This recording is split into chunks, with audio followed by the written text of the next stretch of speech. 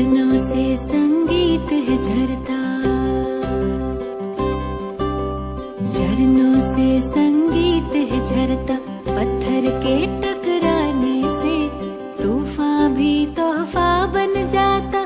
तुमको मीत बनाने से प्रभु, तुमको मीत बनाने से। झरनों से संगीत है झरता, पत्थर के टकराने से तूफान भी तोहफा बन जाता। तुमको मीत बनाने से प्रभु, तुमको मीत बनाने से।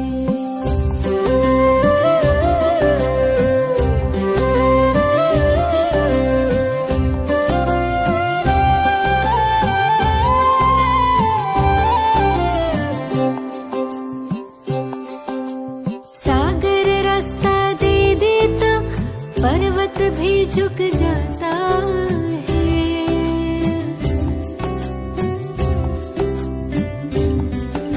सागर रास्ता दे देता, पर्वत भी झुक जाता है। नामुमकिन मुमकिन हो जाता, वक्त भी रुक जाता है।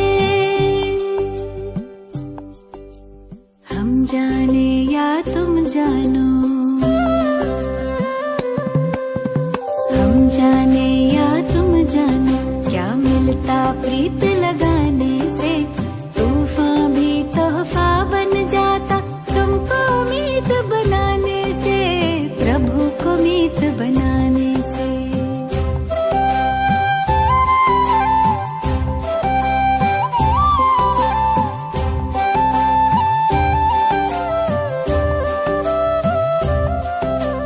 याचना ना कामना, तुमसे कुछ ना मांगे हम।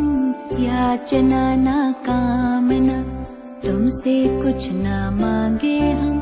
योग करें हम, योग्य बने प्रभु, काम तुम्हारे आए हम।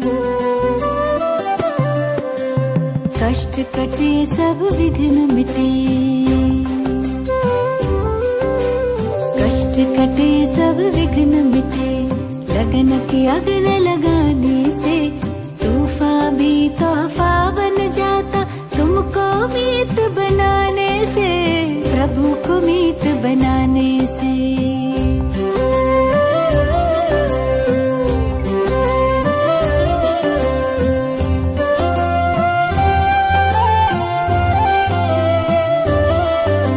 सुख के दिन या दुख की रातें, मन की नैया ना डोले।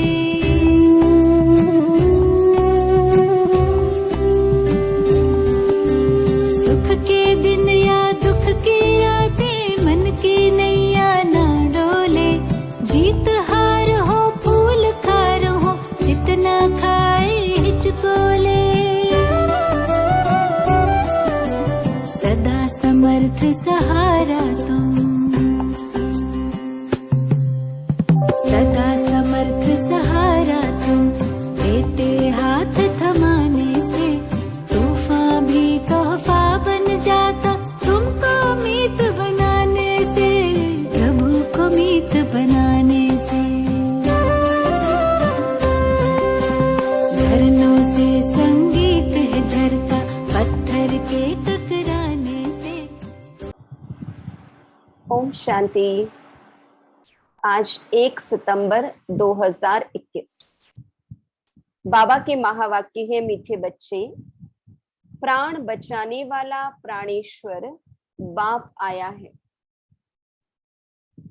तुम बच्चों को ज्ञान की मीठी मुरली सुनाकर प्राण बचाने।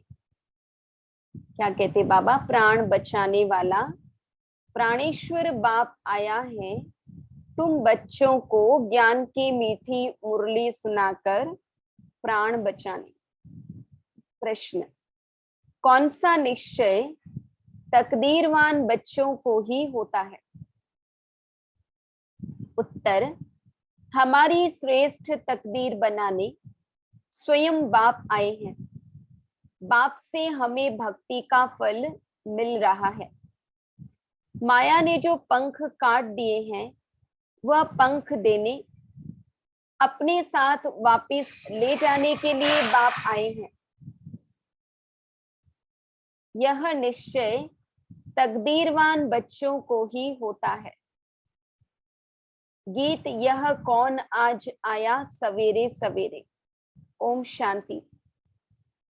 सवेरे सवेरे यह कौन आकर मुरली बजाते हैं। दुनिया तो बिल्कुल ही घोर अंधियारे में है। तुम अभी मुरली सुन रहे हो ज्ञान सागर पतित पावन प्राणेश्वर बाप से। वह है प्राण बचाने वाला ईश्वर। कहते हैं ना, हे ईश्वर इस दुख से बचाओ। वह हद की मदद मांगते हैं। अभी तुम बच्चों को मिलती है बेहद की मदद, क्योंकि बेहद का बाप है ना। तुम जानते हो आत्मा गुप्त है, बाप भी गुप्त है। आत्मा भी ज्योति बिंदु दिखाई नहीं देते और बाबा भी निराकार ज्योति बिंदु दिखाई नहीं देते। जब बच्चे का शरीर प्रत्यक्ष है तो बाप भी प्रत्यक्ष है। आत्मा गुप्त है तो बाप भी गुप्त है।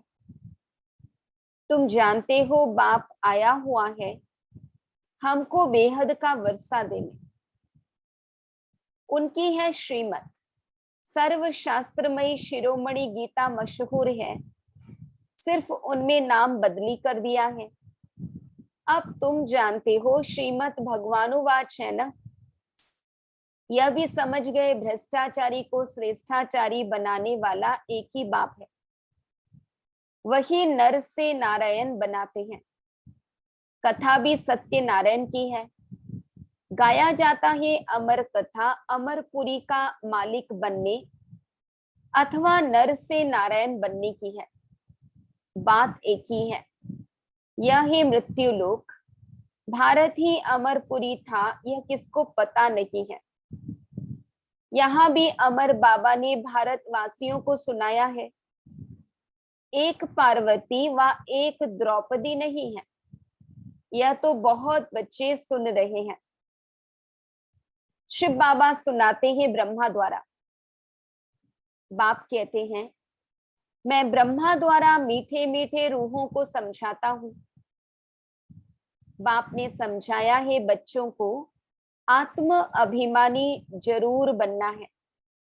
बाप ही बना सकते हैं। दुनिया में एक भी मनुष्य मात्र नहीं जिसको आत्मा का ज्ञान हो। आत्मा का ही ज्ञान नहीं है तो परमपिता परमात्मा का ज्ञान कैसे हो सकता है। कह देते आत्मा सो परमात्मा। कितनी भारी भूल में सारी दुनिया फंसी हुई है। इस समय मनुष्यों की बुद्धि कोई काम की नहीं है। अपने ही विनाश के लिए तैयारी कर रहे हैं। तुम बच्चों के लिए यह कोई नई बात नहीं है। जानते हो ड्रामा अनुसार उन्हों का भी पाठ है। ड्रामा के बंधन में बांधे हुए हैं। आजकल दुनिया में हंगामा बहुत है। अभी तुम बच्चे हो विनाश काले प्रीत बुद्धि।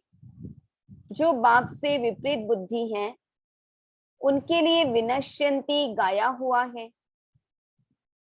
अभी इस दुनिया को बदलना है। यह भी जानते हो बरोबर महाभारत लड़ाई लगी थी। बाप ने राजयोग सिखाया था। शास्त्रों में तो टोटल विनाश लिख दिया है, परंतु टोटल विनाश तो होता नहीं है। फिर तो प्रलय हो जाए। बाबा कहते पुराने से नया होता है, परिवर्तन होता है। बाकी कोई टोटल विनाश या प्रलय नहीं होता।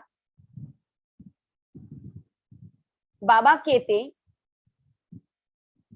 मनुष्य कोई भी न रहे, सिर्फ 5 तत्व रह जाए, ऐसे तो हो नहीं सकता। दिखाते सृष्टि ही जलमयी हो गई, तो बाबा कहते ऐसे हो नहीं सकता। प्रलय हो जाए तो फिर मनुष्य कहाँ से आए। दिखाते ही कृष्ण अंगूठा चूसता हुआ पीपल के पत्ते पर सागर में आया।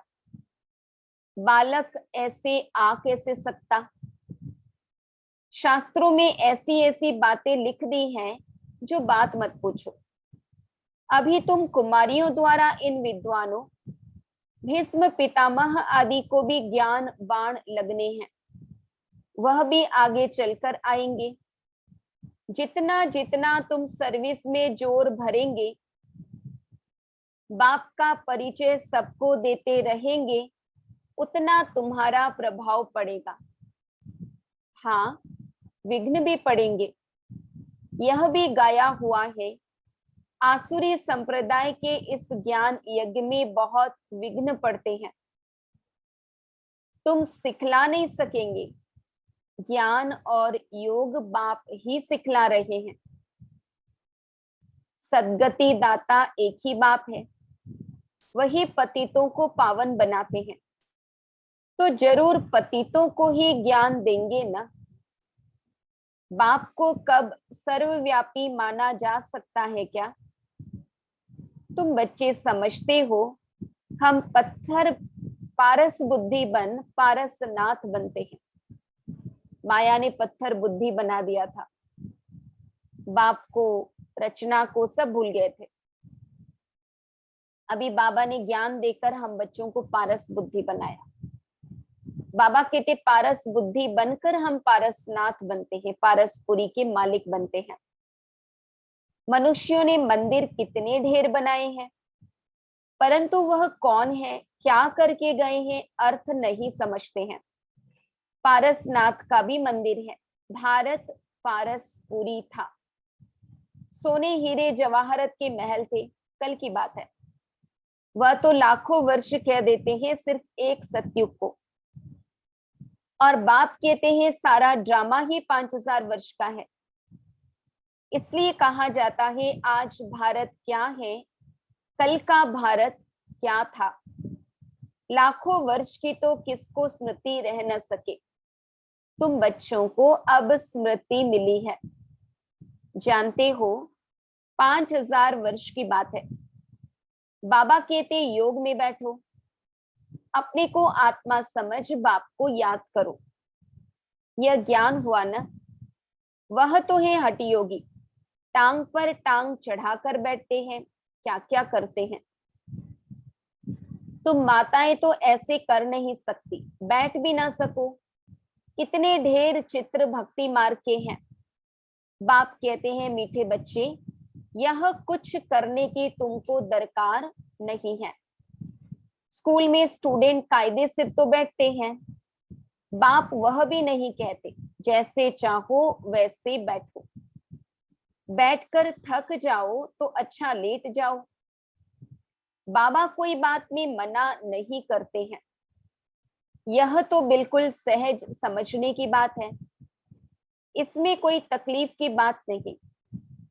भल कितना भी बीमार हो सकता है सुनते सुनते शिव बाबा की याद में रहते रहते प्राण तन से निकल जाए। गाया जाता है ना, गंगा जल मुख में हो तब प्राण तन से निकले। भक्ति में गंगा का तट हो, मुख में गंगा जल हो और राम का नाम हो, उसे बहुत श्रेष्ठ माना जाता है। तो बाबा कहते हैं वह तो सभी भक्ति मार्ग की बातें, वास्तव में है यह ज्ञान अमृत की बातें। तुम जानते हो सचमुच ऐसे ही प्राण तन से निकलने हैं।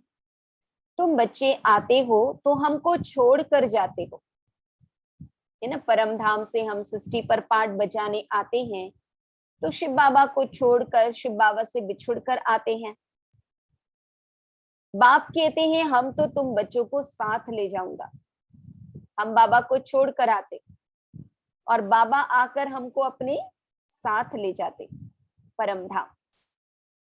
मैं आया ही हूं तुम बच्चों को घर ले जाने के लिए। तुमको न अपने घर का पता है न आत्मा का पता है।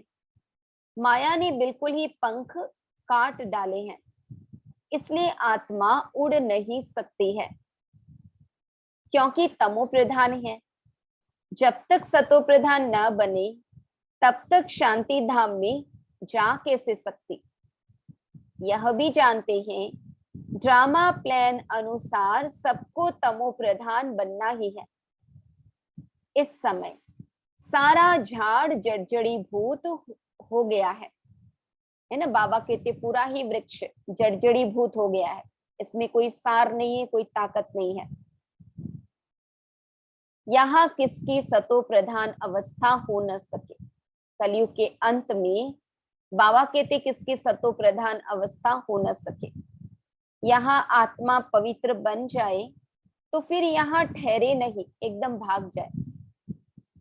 आत्मा पुरुषार्थ से पावन बन भी जाए तो उसे शरीर छोड़ना पड़ेगा, क्योंकि पावन आत्मा पतित शरीर में, पतित दुनिया में रह नहीं सकती। सब भक्ति करते ही हैं मुक्ति के लिए, परंतु कोई भी वापस जा नहीं सकते हैं। लॉ नहीं कहता कोई भी ड्रामा के बीच से वापस परम धाम नहीं जा सकते हैं। बाबा कहते हैं बाप यह सब राज बैठ समझाते हैं धारण करने के लिए। फिर भी मुख्य बात है बाप को याद करना, सुदर्शन चक्रधारी बनना। बीज को याद करने से सारा झाड़ बुद्धि में आ जाएगा। तुम एक सेकेंड में सब जान लेते हो। दुनिया में किसको भी पता नहीं मनुष्य सृष्टि का बीज रूप सभी का एक बाप है, कृष्ण भगवान नहीं है। कृष्ण को ही श्याम सुंदर कहते हैं। ऐसे नहीं कि कोई तक्षक सर्प ने डसा तब काला हुआ। ऐसा कहा है कि कृष्ण को सर्प ने डसा तो कृष्ण काले हो गए, परंतु बाबा कहते ऐसी बात नहीं है। यह तो काम चिता पर चढ़ने से मनुष्य काला होता है। वही कृष्ण की आत्मा जन्म लेते लेते लेते लेते काम विकार के वश हो, विकारों के वश होकर आत्मा पतित यानी काली बन जाती है। बाबा कहते राम को भी काला दिखाते हैं, उनको भला किसने डसा, कुछ भी समझते नहीं। फिर भी जिनकी तकदीर में है, निश्चय है, तो जरूर बाप से वर्षा लेंगे। निश्चय नहीं होगा तो कभी भी नहीं समझेंगे। तकदीर में नहीं है तो तदबीर भी क्या करेंगे। तकदीर में नहीं है तो फिर वह बैठते ही ऐसे हैं जैसे कुछ भी नहीं समझते हैं। बाबा कहते जैसे तवाई है, गरम तवे में कुछ भी आप डालो, पानी डालो, क्या डालो, एकदम तुरंत भाप होकर उड़ जाएगा, कुछ ठहरेगा नहीं। तो बाबा कहते हैं इतना भी निश्चय नहीं कि बाप आए हैं बेहद का वर्षा देने। जैसे कोई नया आदमी मेडिकल कॉलेज में जाकर बैठे तो क्या समझेंगे, कुछ भी नहीं। यहां भी ऐसे आकर बैठते हैं। इस अविनाशी ज्ञान का विनाश नहीं होता है। वह फिर क्या आकर करेंगे। राजधानी स्थापन होती है तो नौकर चाकर प्रजा, प्रजा के भी नौकर चाकर सब चाहिए ना। आगे चल कुछ पढ़ने की कोशिश करेंगे, परंतु है मुश्किल, क्योंकि उस समय बहुत हंगामा होगा। दिन प्रतिदिन तूफान बढ़ते जाते हैं। इतने सेंटर्स हैं, कई आकर अच्छी रीति समझेंगे भी। यह भी लिखा हुआ है ब्रह्मा द्वारा स्थापना, विनाश भी सामने खड़ा है। विनाश तो होना ही है। कहते हैं जन्म कम हो, परंतु झाड़ की वृद्धि तो होनी ही है। इसलिए बाबा कहते सृष्टि के अंत तक आबादी यानी पॉपुलेशन तो बढ़ना ही है। बाबा कहते हैं जब तक बाप है तब तक सब धर्म की आत्माओं को यहाँ आना ही है। जब जाने का समय होगा तब आत्माओं का आना बंद होगा।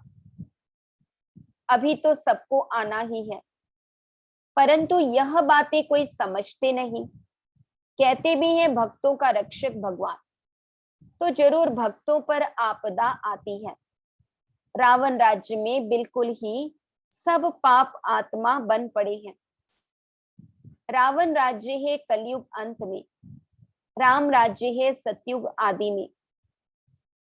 इस समय सब आसुरी रावण संप्रदाय है ना, कहते हैं फलाना स्वर्गवासी हुआ, तो इसका मतलब यह नर्क है ना। स्वर्गवासी हुआ तो अच्छा नाम है, यहां तब क्या था, जरूर नर्कवासी था, है ना। बाबा कितना लॉजिकली युक्ति युक्त तरीके से सारी बातें हम बच्चों को समझाते हैं। बाबा कहते यह भी समझते नहीं कि हम नर्कवासी हैं, अब तुम समझते हो, बाप ही आकर स्वर्गवासी बनाएंगे। गाया भी जाता है हेवनली गॉड फादर, वही आकर हेवन स्थापन करेंगे। सभी गाते रहते हैं पतित पावन सीताराम, हम पतित हैं, पावन बनाने वाले आप हो। वह सब है भक्ति मार्ग की सीताएं, बाप है राम। किसको सीधा कहो तो मानते नहीं, राम को बुलाते हैं।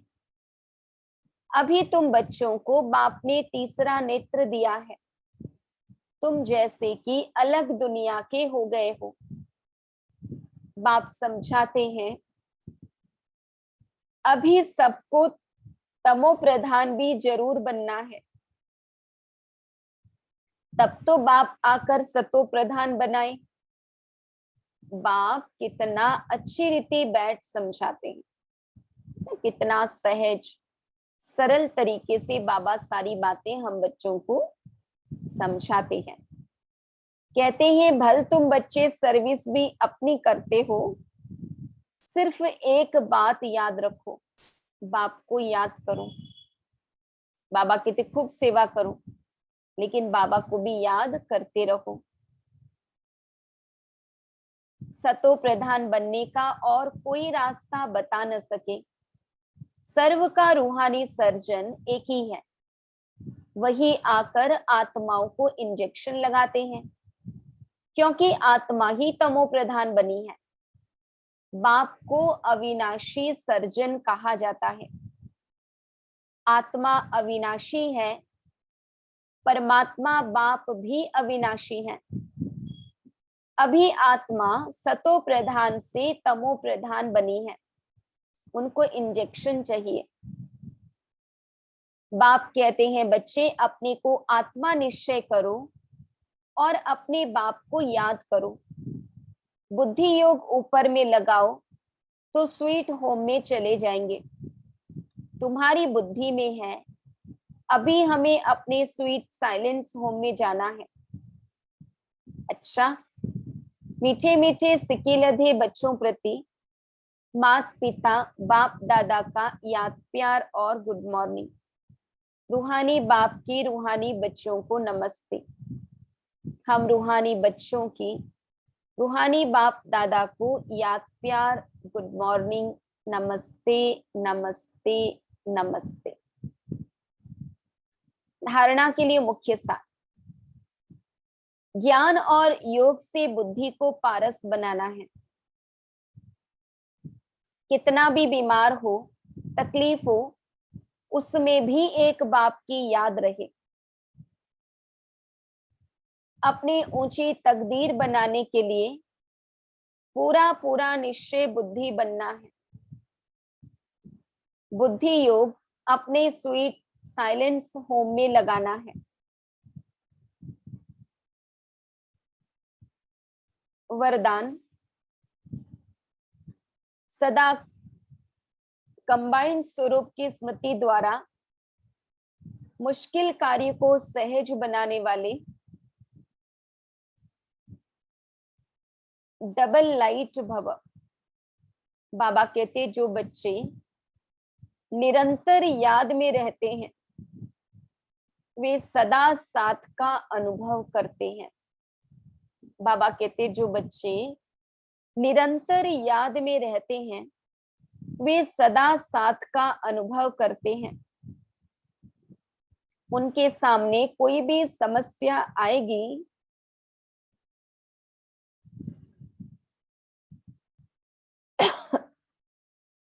तो बाबा कहते उनके सामने कोई भी समस्या आएगी तो अपने को कंबाइंड अनुभव करेंगे, घबराएंगे नहीं। ये कंबाइंड स्वरूप की स्मृति कोई भी मुश्किल कार्य को सहज बना देती है। कभी कोई बड़ी बात सामने आए तो अपना बोझ बाप के ऊपर रख स्वयं डबल लाइट हो जाओ, तो फरिश्ते समान दिन रात खुशी में मन से डांस करते रहेंगे। तो बाबा ने वरदान दिया, सदा कंबाइंड स्वरूप की स्मृति द्वारा मुश्किल कार्य को सहज बनाने वाले डबल लाइट भव। श्लोगन, किसी भी कारण का निवारण कर संतुष्ट रहने और करने वाले ही संतुष्ट मणि है।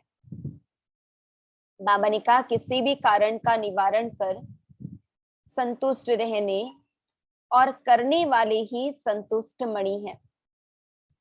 मातेश्वरी जी के अनमोल महावाक्य।